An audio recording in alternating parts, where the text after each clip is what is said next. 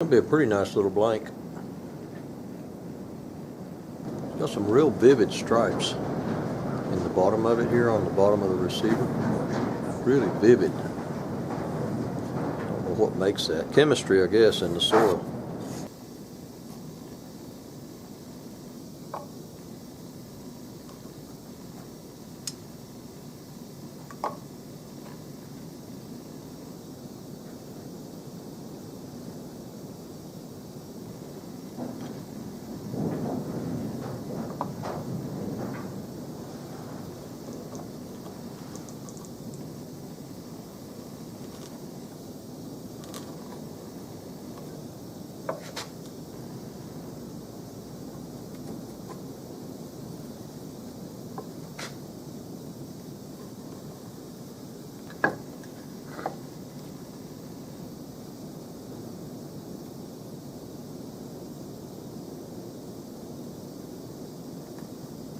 Three 16th to the very back end of that cut.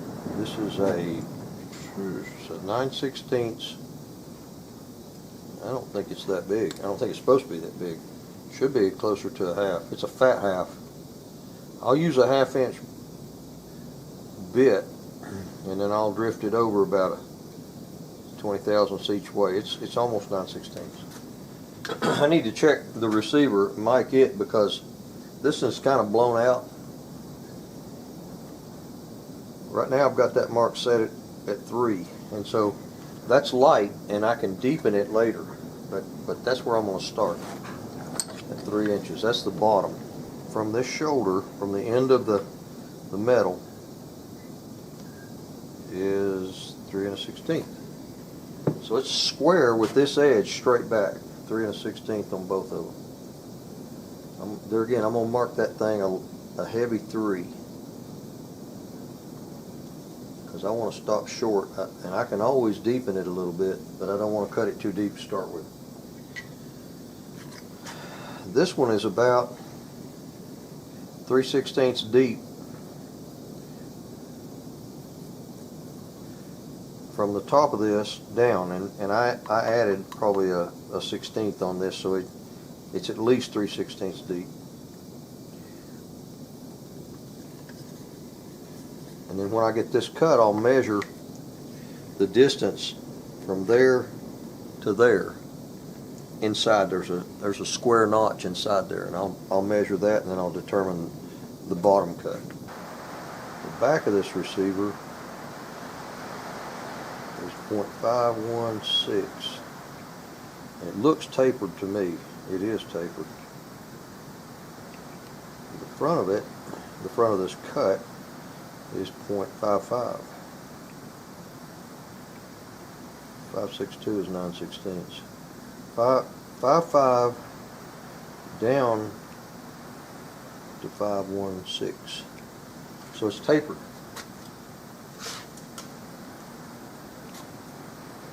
Which makes for a really tight fit. So this is .516, and this is .55.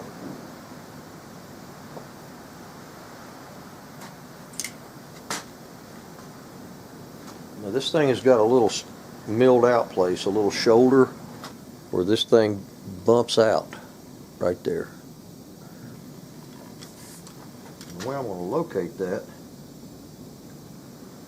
is just do a rough drawing with it upside down. That shoulder locates, the end of that shoulder is right there. Alright, the lines I put there are parallel. They're not tapered, but when I go to do this, I'll remember that that's got a little tiny taper flared out on the front and tapered in at the back. So I've got enough lines where I can get started. I'm just checking to see if this surface is approximately level, because it's got a curve on top of it, so I can't set a level on it, but I can run it underneath this bit back and forth and tell how much gap there is under it.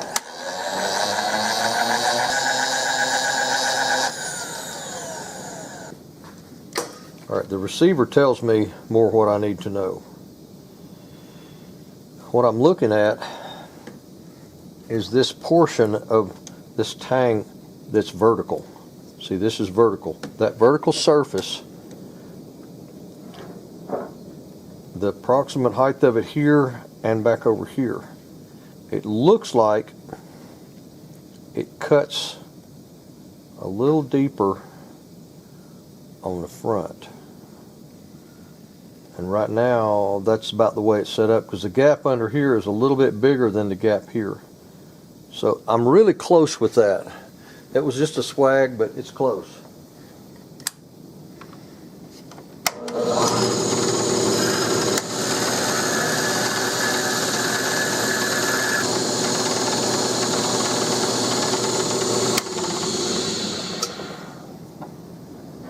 All right, I'm between my lines that I drew out here in the back end of the tang. I'm between them really nicely. And the back end of this thing is 0.516. That should be 0.50 because that's a 1/2 inch bit and I didn't move it to the left or right. Right now that's 503. Question is it in the middle?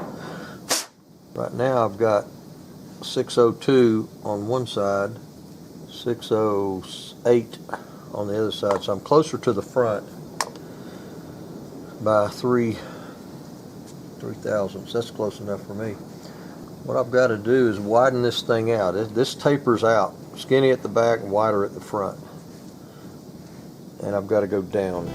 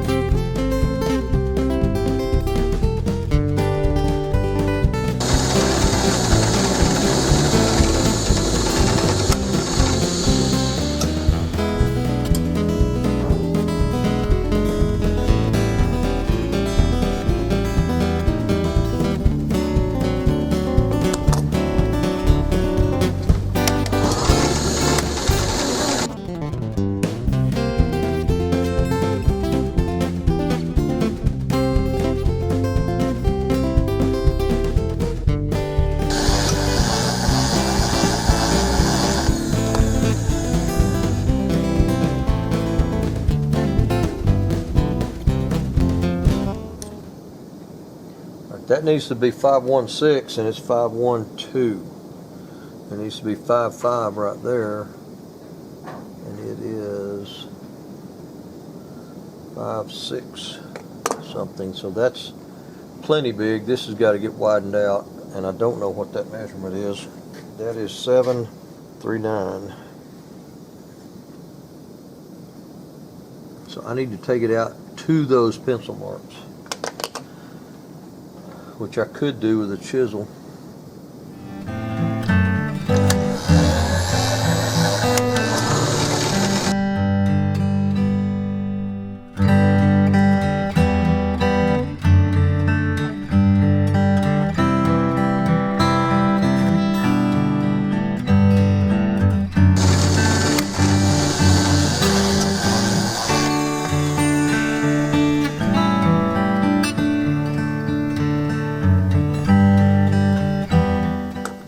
That's really close, in case I need to put that back. Now I've got to mark the bottom tang.